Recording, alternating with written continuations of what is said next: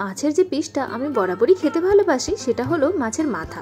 আর এই মাছের মাথা দিয়ে যদি এরকম ঘন মুগ ডাল বানানো হয় তাহলে তো গরম ভাতের সঙ্গে আমার কিচ্ছুটি চাই না। তাই তো আমি তোমাদের জন্য আজকে নিয়ে চলে এলাম মাছের মাথা দিয়ে মুগ ডালের রেসিপি। জানি তোমরা সবাই বানাতে জানো, তাও আমার মতো করে একবার বানিয়ে নাও। আশা করি রেসিপিটা তোমাদের ভালো লাগবে। তো চলো দেখে নেওয়া যাক। তো এই রেসিপিটা বানাতে যা যা জিনিস লাগছে দেখে নাও। তো প্রথমে আমি খানিকটা রসুন আর আদাকে গ্রেট করে নিয়েছি। তোমরা ছোট ছোট কুচি করতে পারো বা বাটাও ব্যবহার করতে পারো। শুকনো লঙ্কা, তেজপাতা, তারপর পেঁয়াজ কুচি, কাঁচা লঙ্কা কুচি, টমেটো কুচি, আর সবশেষে লাগছে মুগ ডাল। আর যেটা না হলেই নয় সেটা হচ্ছে মাছের মাথা। তো আমি এখানে কাতলা মাছের মাথা নিয়েছি। তো প্রথমে যেটা করব, কড়াইতে আমি মুগ ডালটা ভেজে নেব। মুগ ডালটা ভাজার আগে ধোয়ার কোনো দরকার নেই। তো শুকনো খোলাতে মুগ ডালটাকে 5 থেকে 6 মিনিটের কাছাকাছি ভেজে নিতে হবে। মুগ ডালটা থেকে দেখবে খুব সুন্দর একটা নাটি নাটি ফ্লেভার আসছে, মানে ভাজার যা স্মেল আর কি। তো ঠিক এরকম লাল লাল হলে মুগ ডালটাকে নামিয়ে নেব। আর এরপর কি করব, এটার মধ্যে জল ঢেলে ভালো করে এটা ধুয়ে নেব। তবে যেটা খেয়াল রেখো, বারবার জল পাল্টে কিন্তু ধোয়ার দরকার নেই। একবারই জল দিয়ে ভালো করে ধুয়ে নিও। বারবার যদি জল পাল্টে ধোও তাহলে কি হবে, ডালের যে ভাজার সুগন্ধ সেটা কিন্তু চলে যাবে। এরপর ডালটাকে নুন আর হলুদ দিয়ে খুব ভালো করে সেদ্ধ করে নেব। অন্যদিকে একটা কড়াইয়ের মধ্যে আমি পর্যাপ্ত পরিমাণে সর্ষের তেল নিলাম। আর রান্নাটা কিন্তু সর্ষের তেলেই হবে। তো এরপর তেলটা গরম হলে আমি মাছের মাথাটা এর মধ্যে দিয়ে দেব। যেহেতু মাছের মাথাটা অনেকটাই বড় ছিল, আমি কি করেছি, এটাকে টুকরো টুকরো করে নিয়েছি। আর নুন হলুদ মাখিয়ে এটাকে খুব ভালো করে ভেজে নেব। আর এই সময় মাছের মাথাটাকে কিন্তু খুব ভালো করে লাল লাল করে ভেজো। কারণ কি বলতো, মাছের মাথাটা যদি কম ভাজা হয় অনেক সময় কিন্তু পুরো ডালটাকে একদম দুর্গন্ধ ছড়িয়ে যায়। তো যারা খেতে পছন্দ করে না তারা কিন্তু খেতে পারে না।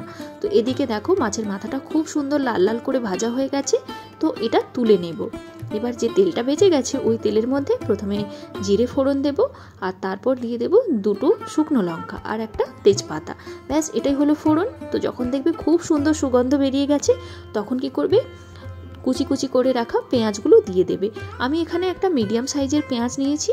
আর পেঁয়াজটাকে আমি এখন ভেজে নেব।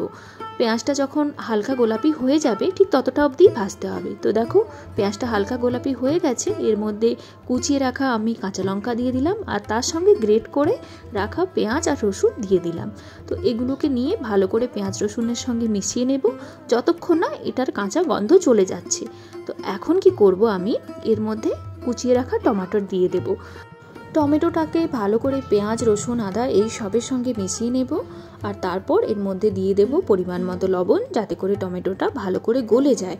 আর দিয়ে দেব খানিকটা কাশ্মীরি লঙ্কার গুঁড়ো, এটা হচ্ছে রঙের জন্য দিচ্ছি। আর দিচ্ছি হলদি পাউডার। ডালেও কিন্তু আমরা হলদি দিয়ে সেদ্ধ করছি, তো খুব বেশি হলদি দেওয়ার দরকার নেই। আর দিচ্ছি ধনে পাউডার এবং জিরে পাউডার। তো সব কিছু ভালো করে মিশিয়ে নেব এবং ফ্লেমটাকে স্লোই রেখেছি যাতে করে এই শুকনো মশলাগুলো পুড়ে না যায়। আর সব কিছু ভালো করে মিশিয়ে এটাকে কষিয়ে নেব। তো এখন আমি ঢাকা চাপা দিয়ে এটাকে সুন্দর করে কষিয়ে নিচ্ছি। যত ওদিকে দেখে নেব আমাদের ডালটা কীরকম সেদ্ধ হলো। তো দেখো এখন ডালটা সেদ্ধ হয়ে গেছে।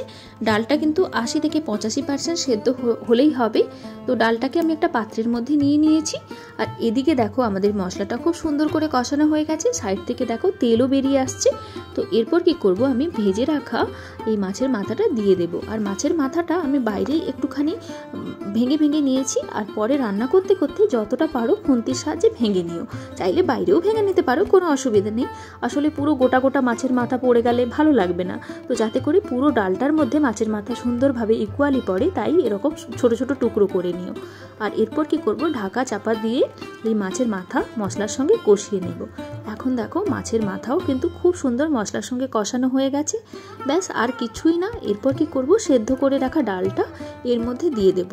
ডালটা দেওয়ার পর এটা মাছের মাথা এবং মশলার সঙ্গে খুব ভালো করে একবার মিশিয়ে দেব। আর তারপরেই পরিমাণ বুঝে একটুখানি গরম জল দিয়ে দেব। খুব বেশি জল দেওয়ার দরকার নেই, ঠিক যতটা ডালের ঘনত্ব রাখতে চাইছো সেরকম বুঝে জলটা দিও। আর তারপর এটাকে ঢাকা দিয়ে সুন্দরভাবে ফুটিয়ে নেব। আর দেখো মিনিট 2-3 পরে ডালটা কত সুন্দর একদম ঘন হয়ে গেছে। আর কি যে সুন্দর স্মেল এসছে কি বলবো। তো যাক, এখন ডালটা আমাদের রেডি। তো ডালটা নামিয়ে নেওয়ার আগে কি করব, এর মধ্যে আমি যেটা দেব খানিকটা গরম মশলার পাউডার দিয়ে দেব। আর দেব কুচিয়ে রাখা ধনেপাতা আর গরম মশলার যে গন্ধ সেটা কিন্তু এই যে রান্নার স্বাদকে কয়েক গুণ বাড়িয়ে দেবে। আর তারপর যেটা লাস্টে দেবো সেটা হচ্ছে ঘি। এটা কিন্তু দেওয়ার অবশ্যই চেষ্টা করো, তাহলে কিন্তু রান্নার স্বাদ কয়েক গুণ বেড়ে যাবে। তো এরপর ঢাকা দিয়ে এটা স্ট্যান্ডিং টাইমে রেখে দেবো। আর দেখো, তাহলেই কিন্তু রেডি আমাদের বাঙালিদের সবার প্রিয় মাছের মাথা দিয়ে মুগ ডাল। কি বন্ধুরা, কেমন হয়েছে রেসিপিটা দেখতে? বলো কিন্তু তোমরা কমেন্ট করে। আর তার সঙ্গে অবশ্যই এটা জানিও যে কে কে তোমরা এই রান্নাটা খেতে ভালোবাসো। তো সব শেষে কী করবো, ওপর থেকে একটা কাঁচা লঙ্কা আর সামান্য ধনেপাতা দিয়ে এটাকে একটুখানি ডেকোরেট করে নেব এবং ওপর থেকে একটুখানি ভাজা জিরের গুঁড়ো দিয়ে দেবো। ব্যাস, তাহলে কিন্তু আমাদের সবার পছন্দের মাছের মাথা দিয়ে মুগ ডাল একদম রেডি খাওয়ার জন্য। তো এই হলো ফাইনাল লুক। তো আশা করছি আজকে রেসিপিটা তোমাদের ভালো লাগলো। আমার তো খুবই ভালো লেগেছে বানিয়েও এবং তোমাদেরকে দেখিয়েও। তো বন্ধুরা, গরম ভাতের সঙ্গে এরকম ঘন একটা মাছের মাথা দিয়ে মুগ ডাল আর সামান্য কিছু ভাজাভুজি থাকলেই কিন্তু আর কারুর কিচ্ছু চাই না গরম ভাতে। তো এটাই ছিল আজকের রেসিপি বন্ধুরা। আশা করি আজকের রেসিপিটা তোমাদের ভালো লাগলো।